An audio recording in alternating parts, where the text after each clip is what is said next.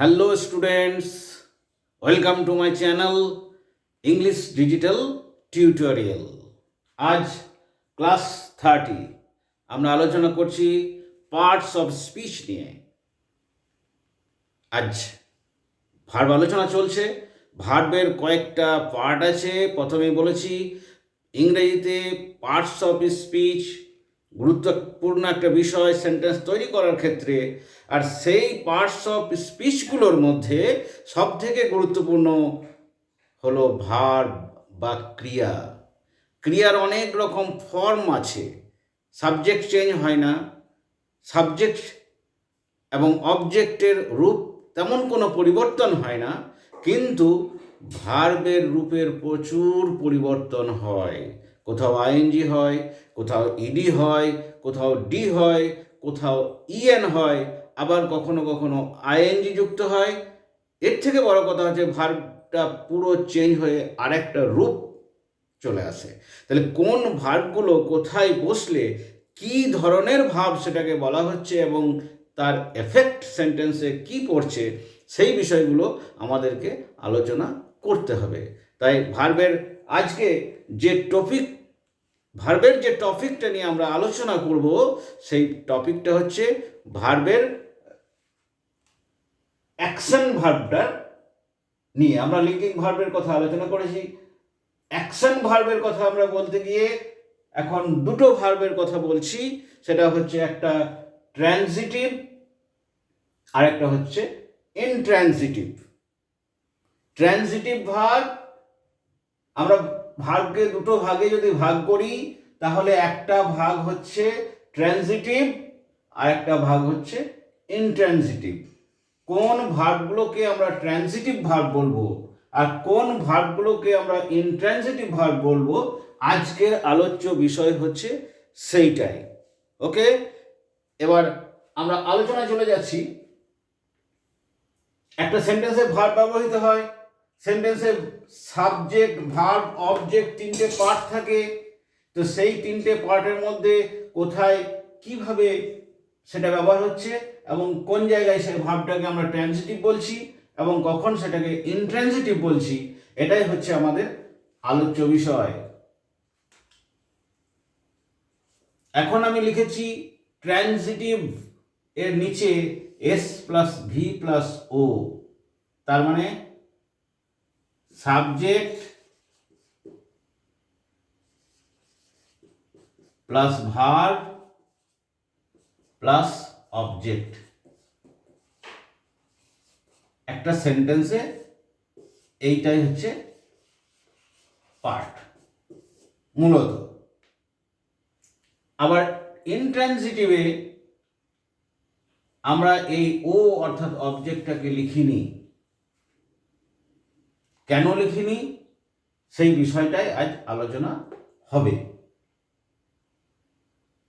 এখন এইখান থেকে কি বোঝা যাচ্ছে যে ট্রানজিটিভ ভার্বে অবজেক্ট নেই আর অবজেক্ট আছে, আর ইনট্রানজিটিভ ভার্বে কোনো অবজেক্ট নেই। ইনট্রানজিটিভ ভার্ব যখন হবে তখন সেই সেন্টেন্সে কোনো অবজেক্ট থাকবে না। এইটাই হচ্ছে ডিফারেন্স, এইটাই বুঝতে হবে। অর্থাৎ যে সেন্টেন্সে অবজেক্ট আছে, অর্থাৎ সাবজেক্ট, ভার্ব, অবজেক্ট আছে, সেই সেন্টেন্সটাকে আমরা বলবো ট্রানজিটিভ। সেই সেন্টেন্সে যে ভার্বটা ইউজ হবে সেই ভার্বটাকে বলবো transitive verb.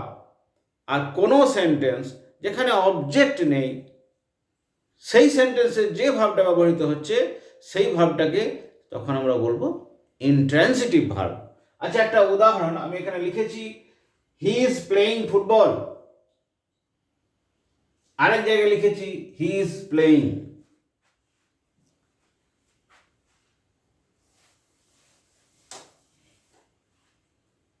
He is playing football.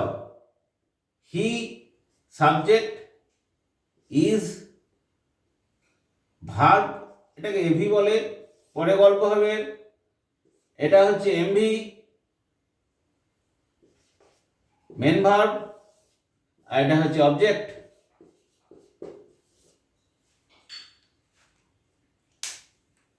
তাহলে এখানে আমরা সাবজেক্ট ভার্ব অবজেক্ট পাচ্ছি। সেন্টেন্সে যে তিনটে পার্ট আমরা এখানে পাচ্ছি, he is playing football, he subject, is playing হচ্ছে ভার্ব, ভার্বের আবার দুটো পার্ট হচ্ছে,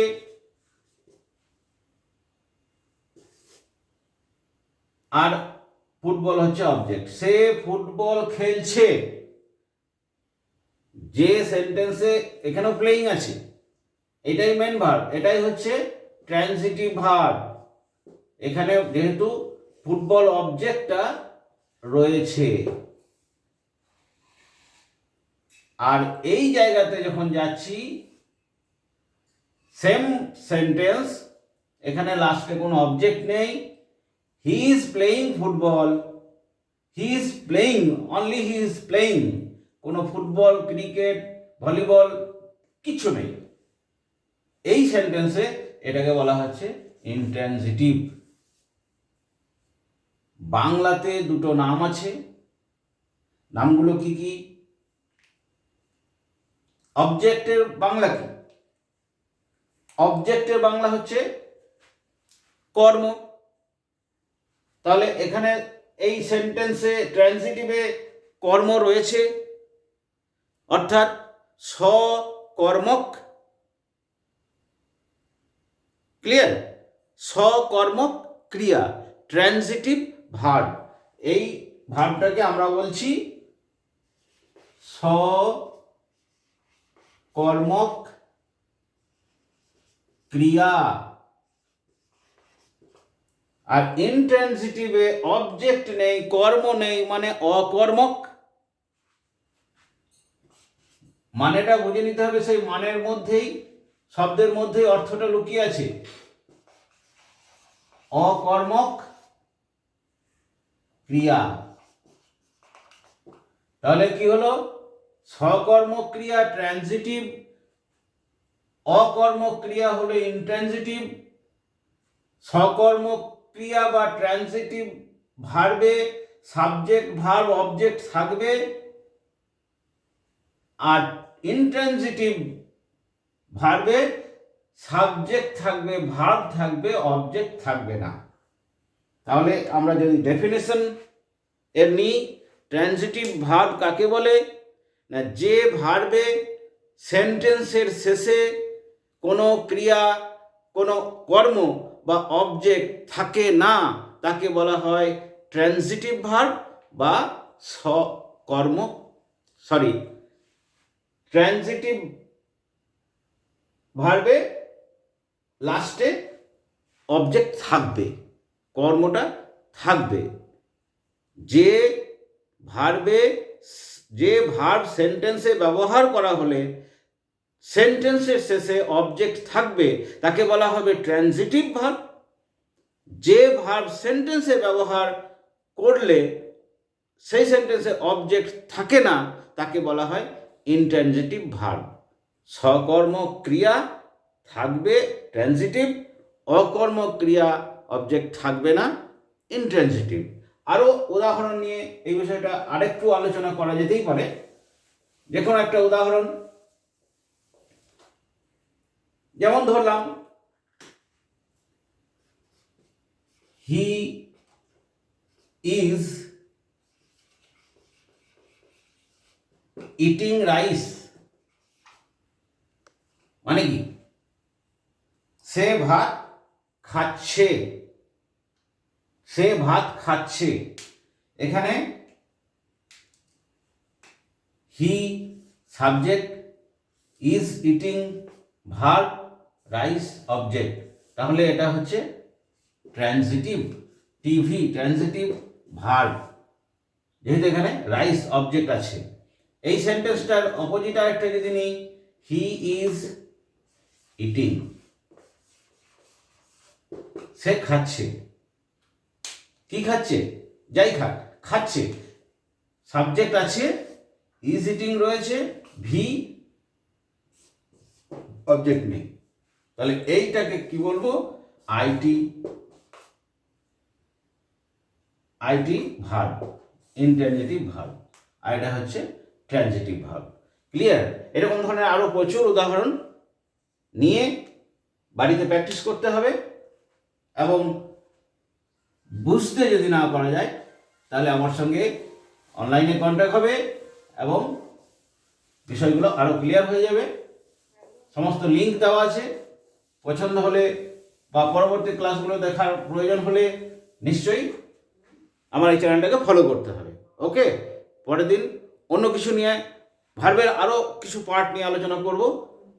গুড বাই, আজ এই পর্যন্তই।